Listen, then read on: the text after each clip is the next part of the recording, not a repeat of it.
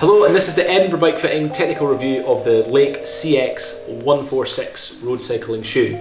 This is a winter boot that is suitable for winter riding for essentially SPD style 3-hole cleats. Now this shoe is perfect for winter chain gangs, winter club rides, solo riding, all-round winter riding. The upper features like a kind of a microfibre material that is super water resistant.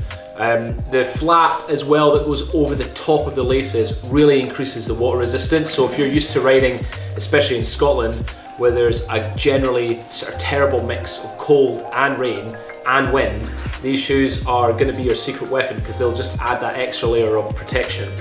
Once your foot is inside the shoe itself, you've got an oversized buckle and quick release, so when the flap is up and it's fully released, when the bow is popped up, it's still relatively easy to get your foot in because you can loosen this right off with enough space to go deep down inside the shoe without having to really struggle to fight to get your foot in there. But then when your foot's in, even with a gloved hand, it'd be easier for you to put this quick release tab in, put the oversized boa down, and just quickly flip this over.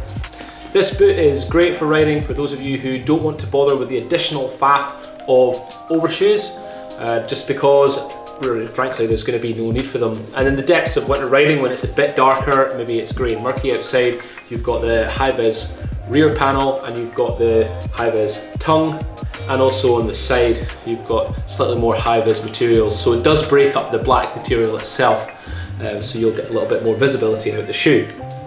The boot itself does not feature a carbon sole, it's a fiberglass sole, but it's plenty stiff enough for those of you even who are riding. I mean, let's face it, who's racing their bike in the wintertime in the depths of a horrible wet rainy day? I mean, those of us who like to take the Sunday runs very seriously will still be able to sprint in these without a massive loss of power, so the fiberglass is plenty enough for even the strongest, forciest, sort of thrashiest pedalers amongst us.